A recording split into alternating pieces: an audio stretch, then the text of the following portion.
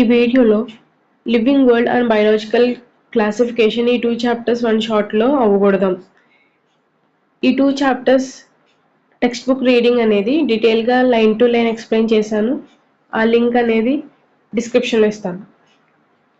Starting prokaryotic cell అంటే ఏంటి, eukaryotic cell అంటే ఏంటి బ్రీఫ్గా చూద్దాం ఒకసారి. ఈ ప్రోకారియోటిక్ సెల్లోకి వస్తే ఇక్కడ కనిపిస్తుంది ఏంటంటే అది డిఎన్ఏ. ఆ డిఎన్ఏ అసలు యూకారియోటిక్ సెల్లో ఎలా ఉంటుంది, న్యూక్లియస్లో ఉంటుంది. ఆ డిఎన్ఏ అనేది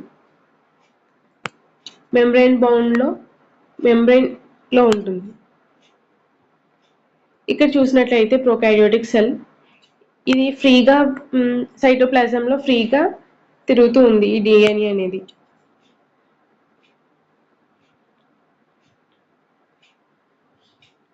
నెక్స్ట్ బాడీ ఆర్గనైజేషన్ లెవెల్స్ ఏంటంటే first atom, number of atoms కలిస్తే మాలిక్యూల్, నెంబర్ ఆఫ్ మాలిక్యూల్స్ కలిస్తే macro molecule, number of macro molecules కలిస్తే ఆర్గనెల్, నెంబర్ ఆఫ్ ఆర్గాన్స్ అన్నీ కలిస్తే సెల్ అవుతుంది. సెల్స్ అన్నీ గ్రూప్గా యాడ్ అవుతే దాన్ని టిష్యూ అంటారు. ఇవన్నీ సెల్స్. ఆ టిష్యూస్ అనేవి గ్రూప్గా ఉంటే ఆర్గన్ ఫామ్ అవుతుంది. ఆర్గన్స్ అన్నీ కలిపి ఆర్గన్ సిస్టమ్ అంటారు. ఈ ఆర్గన్ సిస్టమ్ అంతా ఇందులో ఉంటుంది, ఆర్గానిజంలో ఉంటుంది. ఇది organisation level of body. Next mode of న్యూట్రిషన్లోకి వస్తే న్యూట్రిషన్స్ అనేవి 2 టైప్స్, ఒకటి ఆటోట్రోపిక్, ఒకటి హెటరోట్రోపిక్. ఆటోట్రోపిక్ అంటే అవి వేరే వాటి మీద డిపెండ్ అవ్వవు ఫుడ్ గురించి. హెటరోట్రోపిక్ అంటే depend on other organisms. Autotrophic for example green plants, blue green algae అంట. Next heterotrophic animals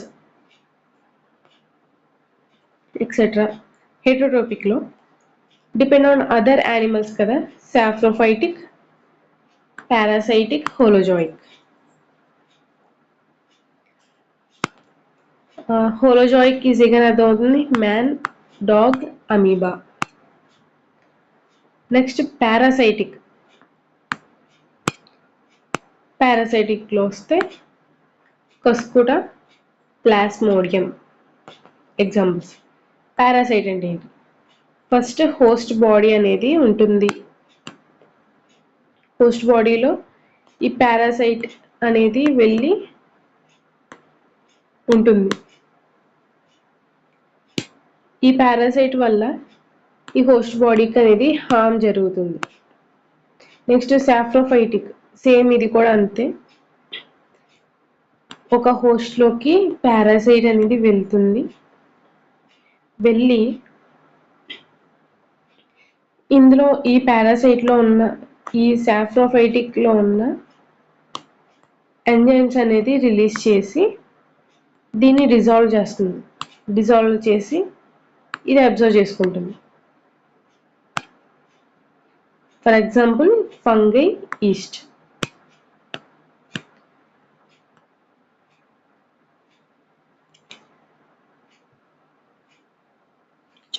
RH Whittaker అనే సైంటిస్ట్ 1969లో ఆర్గానిజమ్స్ని ఎలా డిఫైన్ చేశారు, ప్రోకారియోటిక్, యూకారియోటిక్.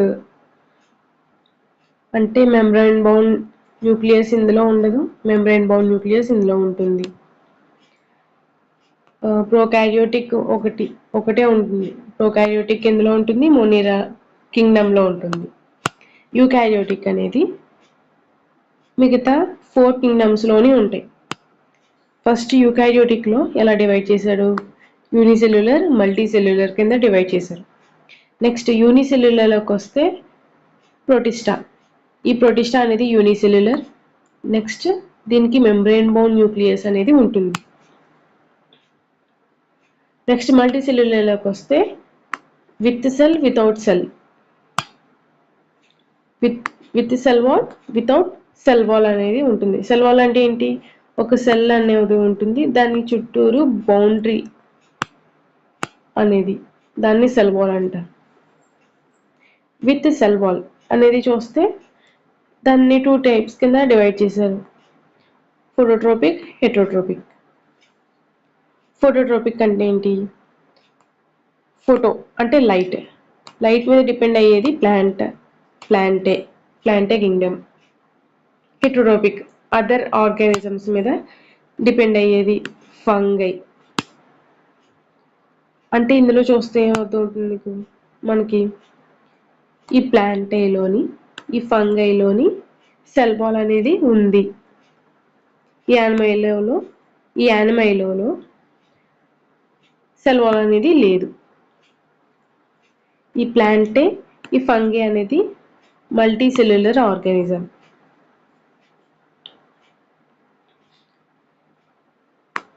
యూనిసెల్యులర్ అయితే ప్రొటిస్టా.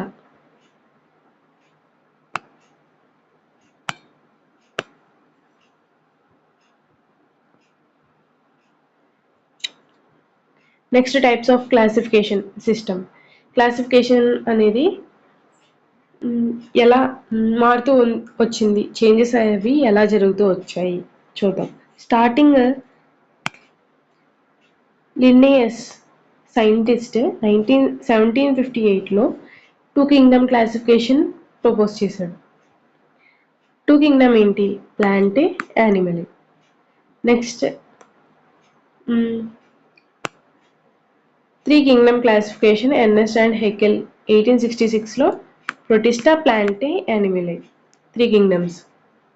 నెక్స్ట్ 4 కింగ్డమ్ అనేది కోప్లాండ్ అనే అతను 1956లో మొనీరా, ప్రొటిస్టా, ప్లాంటే, యానిమల్ ఈ 4 కింగ్డమ్ క్లాసిఫికేషన్ చేశారు.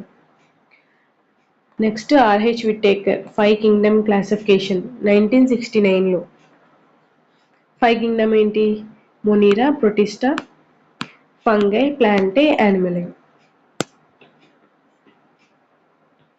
లాస్ట్ 6 కింగ్డమ్కి వస్తే కరల్ వోజ్ అండ్ అదర్ సైంటిస్టులు 1990లో ప్రపోజ్ చేశారు.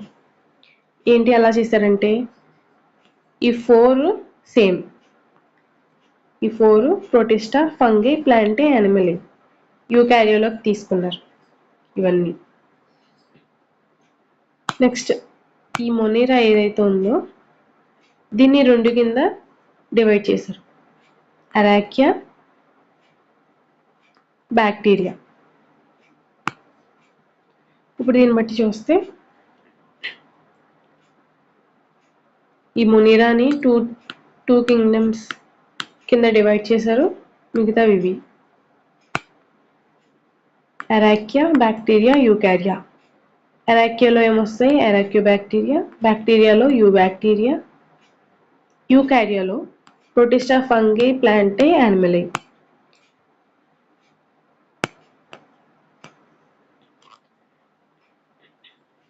అసలు లైఫ్ అంటే ఏంటి? లివింగ్ అంటే ఏంటి అసలు? ఫస్ట్ లివింగ్కి కొన్ని మెయిన్ క్యారెక్టరిస్టిక్స్ ఉన్నాయి, అవి ఏంటో చూద్దాం. First growth, next reproduction, metabolism, cellular organisation, consciousness. First గ్రోత్కి వస్తే, గ్రోత్ అంటే ఏంటి? గ్రోత్ అంటే ఏంటి? Mass, increase in mass, size of tissue. Increase in mass, size of tissue or organism or its part, దాన్ని గ్రోత్ అంటారు. ఆ గ్రోత్ అనేది 2 టైప్స్ కింద డివైడ్ చేశారు. ఏంటంటే first intrinsic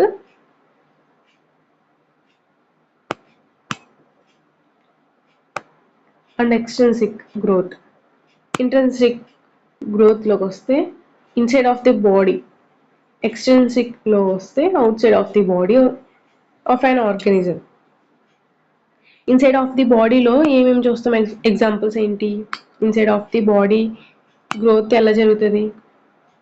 inside of the body వేటికి జరుగుతుంది గ్రోత్ అనేది చూద్దాం. అవి 2 టైప్స్: ఇండెటర్మినేట్ గ్రోత్, డిటర్మినేట్ గ్రోత్. ఇండెటర్మినేట్ అంటే లైఫ్ టైం అంతా గ్రోత్ జరుగుతూనే ఉంటుంది. దాన్ని ప్లాంట్స్లో చూస్తాం. ఆ గ్రోత్ అనేది ప్లాంట్స్లో చూస్తాం. డిటర్మినేటెడ్ గ్రోత్ అనేది ఒక సర్టెన్ ఏజ్ వరకు జరిగి తర్వాత జరుగుతుంది. ఎందుకు జరుగుతుంది? సెల్ డివిజన్ జరగడం.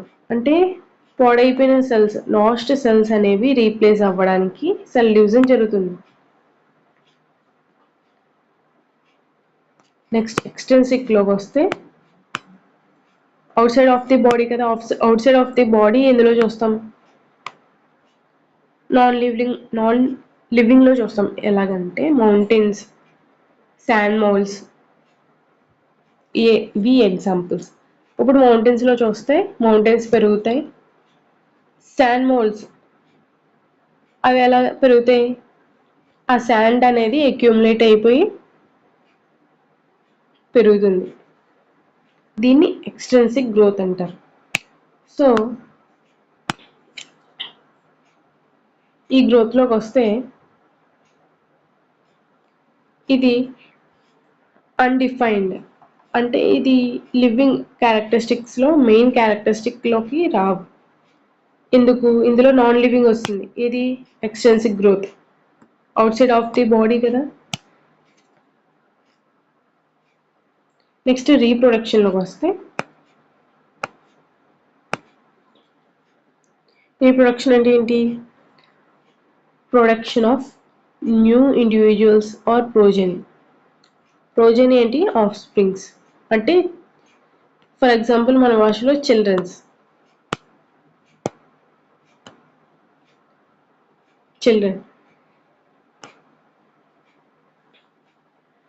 ఈ రీప్రొడక్షన్ కూడా డిఫైనింగ్ ప్రాపర్టీయా కాదా అని చూద్దాం.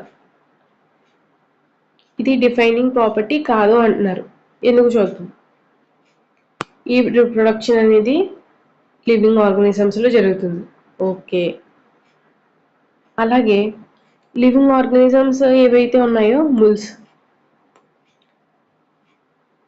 అంటే ముల్స్ అంటే ఏంటి? ఎలా ఫామ్ అవుతుందంటే హార్స్ ప్లస్ డాంకీ, ఈ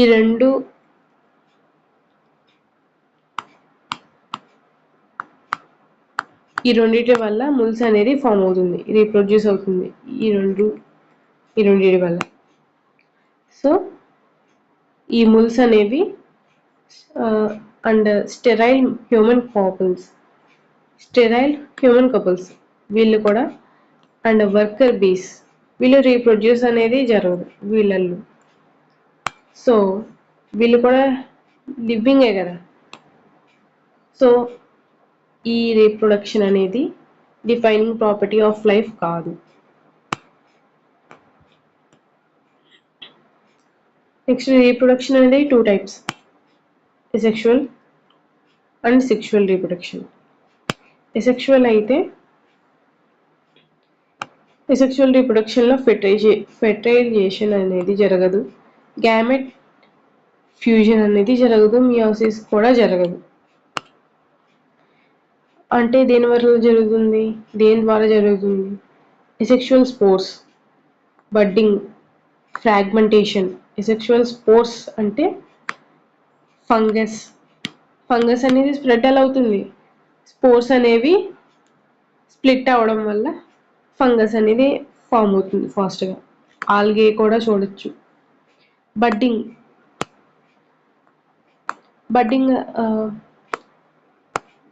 ఈ ఎసెక్షువల్ రీప్రొడక్షన్, ఈ ఎసెక్షువల్ స్పోర్స్ అనేవి దేని మీద చూస్తాం? బ్రెడ్స్లో చూస్తాం. ఈ ఫంగస్ అనేది బ్రెడ్స్లోనే ఉంటుంది, బ్రెడ్స్ మీద ఉంటుంది కాబట్టి ఫామ్ అవుతుంది కాబట్టి బ్రెడ్స్లో చూస్తాం ఫర్ ఎగ్జాంపుల్.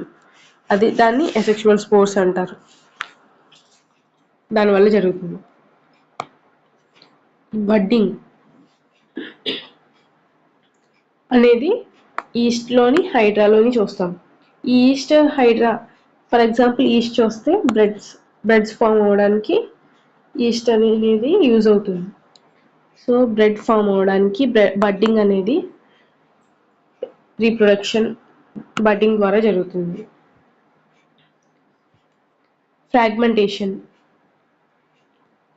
ఫిలమెంటస్ ఆల్గేలోని ఫంగైలో కూడా చూస్తున్నాం, protonema of moss plant.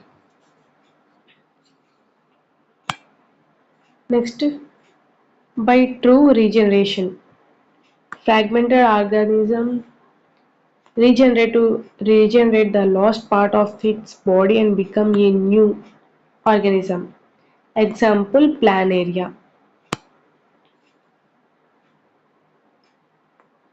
Last part నుంచి న్యూ ఆర్గానిజం అనేది ఫామ్ అవుతుంది. ఎగ్జాంపుల్ ప్లానేరియా అన్నమాట.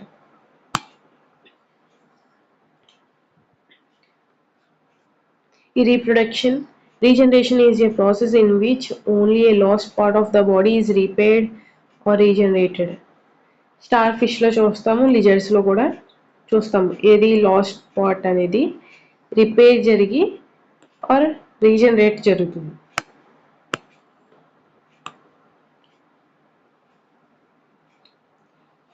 Next, sexual reproduction. Another type. Reproduction in which gametes are formed by meiosis and fertilization takes place to form progeny. Sexual reproduction అంటే ఏంటి?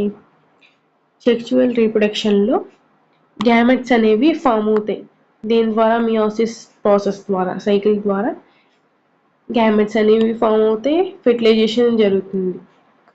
అప్పుడు ఏం form అవుతుంది? Progeny అంటే ఆఫ్ స్ప్రింగ్ అనేది ఫామ్ అవుతుంది. Next, metabolism.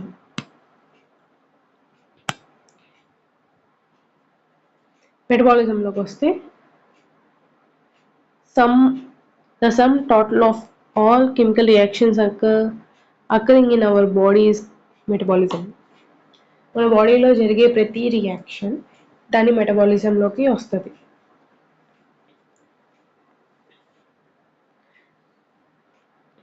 ఇది 2 types. మెటబాలిజం కూడా 2 types కింద క్లాసిఫై చేశారు. ఏంటి? Anabolism and catabolism.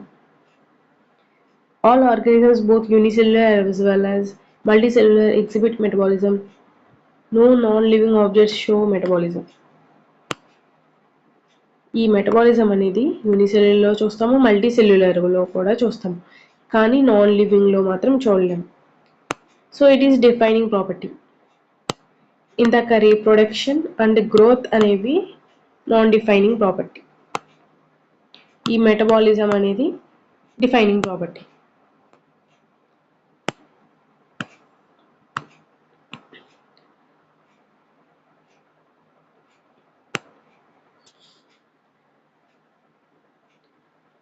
నెక్స్ట్, ఈ టెస్ట్ ట్యూబ్లో ఆర్గానిజమ్స్ అనేది పెంచుతారు. సో అది లివింగ్ నాన్ లివింగ్ అని చూస్తే నాన్ లివింగ్, ఎందుకంటే out side of the body ఈ గ్రోత్ అనేది జరుగుతుంది. కానీ అది కూడా లివింగ్ కాబట్టి అందులో రియాక్షన్స్ అవి జరుగుతాయి. ఇన్విట్రోలో ఒక లివింగ్ ఆర్గానిజంలో రియాక్షన్స్ అనేవి జరుగుతాయి. So it is defining property. All plants, animals, fungi and microbes exhibit metabolism. Next, cellular ఆర్గనైజేషన్లోకి వస్తే సెల్స్ అనేవి బేసిక్ యూనిట్ ఆఫ్ లైఫ్. అన్ని ఆర్గానిజమ్స్ కంపోజ్డ్ ఆఫ్ సెల్స్ అన్నమాట. Some are composed of single cells, వాటిని unicellular అంటారు. Many cells అయితే multicellular organism అంటారు.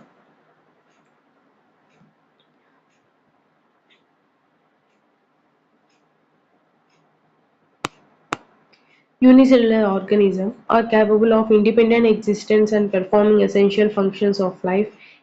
Anything less than a complete structure of a cell does not ensue independent living. Cells is the fundamental structure and functional structure unit of all living organisms. This is the defining property of life. ఈ cellular organisation కూడా defining property అని అంటున్నారు. ఎందుకంటే cell is the fundamental structure and functional structure unit of all living organisms. Unicellular organisms అనేవి independent exist కింద capable అవుతుంది, అంటే వాటంతట అవే బ్రతకగలవు యూనిసెల్యులర్ ఆర్గానిజమ్స్ అనేవి, and perform essential functions of life. వాటి జీవనం అవి జరపగలరు ఇండిపెండెంట్గా. Anything less than a complete structure of a cell does not ensure independent living. Next కాన్షియస్లోకి వస్తే ఇది డిఫైనింగ్ ప్రాపర్టీ ఆఫ్ లైఫా కాదా అని చూద్దాం. First consciousness. ప్రతి లివింగ్ ఆర్గానిజంకి కాన్షియస్నెస్ అనేది ఉంటుంది. నాన్ లివింగ్ ఆర్గానిజంకి ఉండవు. సో ఇది డిఫైనింగ్ ప్రాపర్టీయా కాదా? నాకు ఒక డౌట్. నెక్స్ట్ కోమాలో ఉన్న పేషెంట్స్ వాళ్ళకి కాన్షియస్నెస్ అనేవి ఉండవు, కాబట్టి వాళ్ళు లివింగా నాన్ లివింగా అని చూస్తే వాళ్ళు లివింగే కదా. సో ఇది డిఫైనింగ్ ప్రాపర్టీయా కాదా అని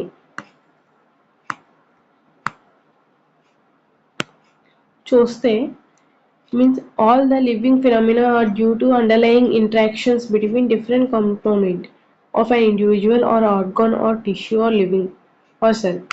Living organism is a self-replicating and self-regulating interactive system capable of responding to external stimuli.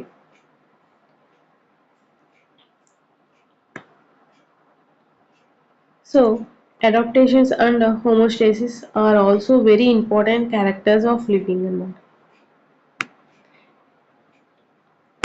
Diversity of in living world లో వస్తే 1.7 to 1.8 మిలియన్ స్పీసెస్ని డిస్క్రైబ్ చేయగలం అరౌండ్. టాక్సానమీ అంటే ఏంటి? టాక్సానమీ అంటే principles and procedure of classification. ఆ స్టడీని taxonomy అంటారు.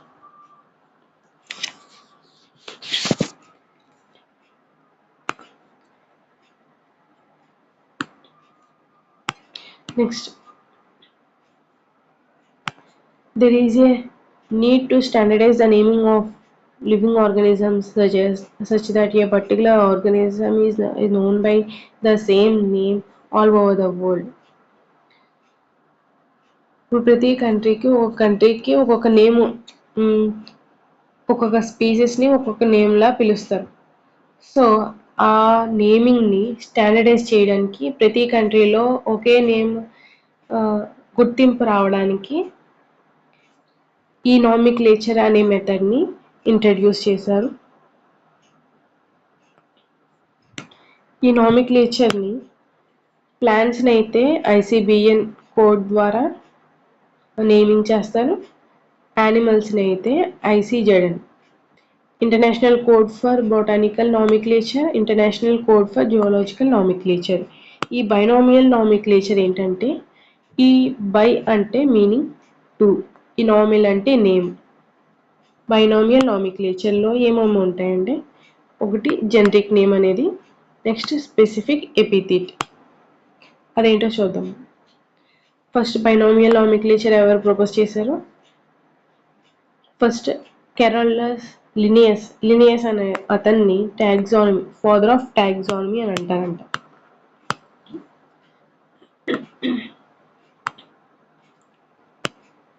First name generic name, next specific epithet. ఈ జనరిక్ నేమ్ని జీనస్ అంటారు, ఈ స్పెసిఫిక్ ఎపిథెట్ని స్పీసీస్ అంటారు. ఈ నేమింగ్ చేయడానికి కొన్ని రూల్స్ అనేవి ఉన్నాయి. ఆ రూల్స్ ఏంటంటే, ఆ వర్డ్ అనేది లాటిన్లో ఉంటుంది. ఆ సైంటిఫిక్ నేమ్ ఏదైతే ఉందో అది లాటిన్లో డిరైవ్ చేసి ఉంది. మనం దాన్ని ఇటాలిక్స్ ఫాంట్లో రాయాలి. ఒకవేళ హ్యాండ్ రిటన్ రాస్తే అండర్లైన్ చేసి రాయాలి. ఫస్ట్ వర్డ్ ఏదైతే ఉందో అది జీనస్ అనుకున్నాం. సెకండ్ వర్డ్ ఏదైతే ఉందో species. For example Mangifera indica, mango యొక్క scientific name. First name Mangifera, అది genus name. Second indica, species అంటారు దాన్ని. జీనస్ నేమ్లో ఫస్ట్ లెటర్ ఏదైతే ఉందో M. ఫర్ ఎగ్జాంపుల్ మ్యాంగిఫెరా ఇండికాలో జీనస్ నేమ్లో ఫస్ట్ లెటర్ M. ఆ లెటర్ క్యాపిటల్లో ఉండాలి. సెకండ్ నేమ్లో ఫస్ట్ లెటర్ అనేది స్మాల్ లెటర్లోనే ఉండాలి.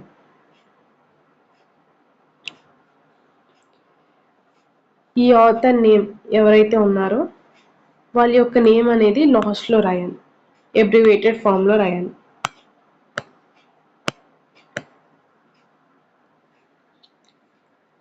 క్లాసిఫికేషన్, గ్రూపింగ్ ఆఫ్ క్లాసిఫికేషన్ అంటే ఏంటి? ఇక్కడ కొన్ని ఎగ్జాంపుల్స్ చూస్తే మ్యాంగిఫెరా ఇండికా మ్యాంగో అంటాము, హోమోస్పెయిన్స్ హ్యూమన్ని, Panthera pardus leopard, Felis domestica క్యాట్ని, క్యాట్ యొక్క scientific name Felis domestica. Classification, grouping of organisms into categories based on observable characters. వాటిని క్లాసిఫికేషన్ అంటారు. ఈ అబ్జర్వబుల్ క్యారెక్టర్స్ ఏవైతే ఉన్నాయో వాటి బట్టి గ్రూపింగ్ చేసేది క్లాసిఫికేషన్ అంటారు. ఈ టాక్సానమీ ఏదైతే ఉందో దాన్ని ఎలా చేస్తారంటే వాటి యొక్క characterisation, identification, classification, nomenclature and process of taxonomy or the process of taxonomy. Systematics ఏంటంటే డిఫరెంట్ కైండ్స్ ఆఫ్ ఆర్గానిజమ్స్ని అండ్ దేర్ రిలేషన్షిప్స్, వాటిని సిస్టమాటిక్స్ అంటారు. ఈ సిస్టమా నాచురా లినియస్ అనే అతను పబ్లిష్ చేశారు. Taxonomical hierarchy.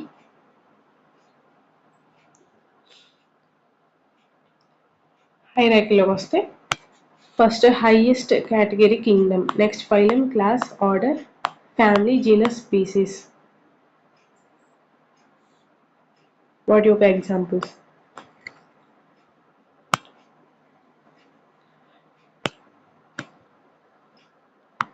Next taxonomical aids అంటే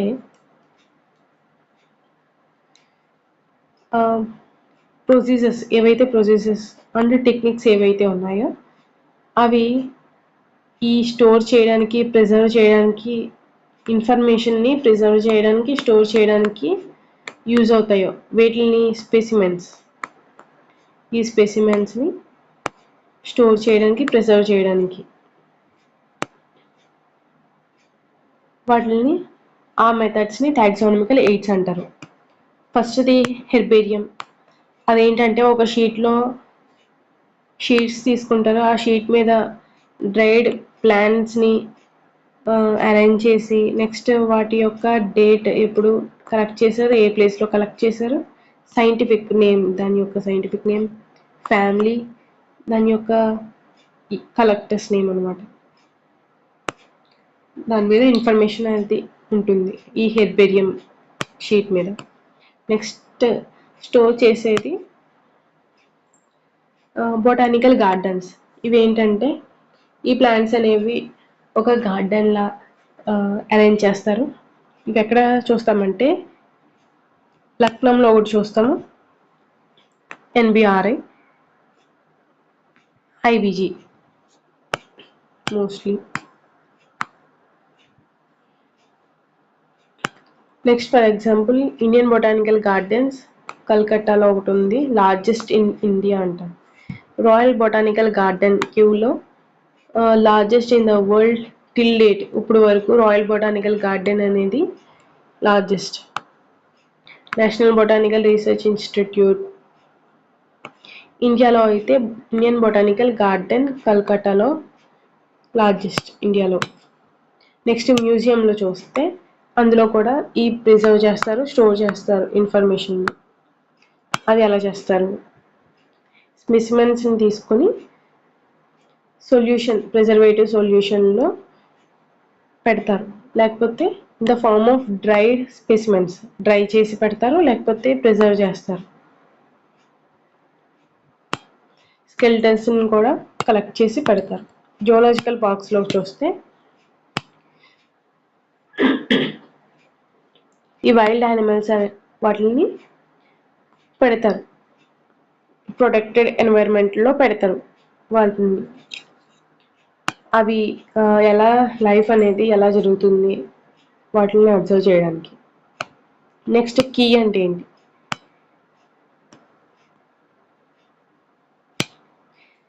Keys are used for identification of plants and animals based on their similarities and dissimilarities. సిమిలారిటీస్ని ఐడెంటిఫై చేయడానికి ఈ కీ అనేది మోస్ట్ యూస్ఫుల్ అనమాట. Monograph first manuals flora. నెక్స్ట్కి వచ్చేటప్పటికి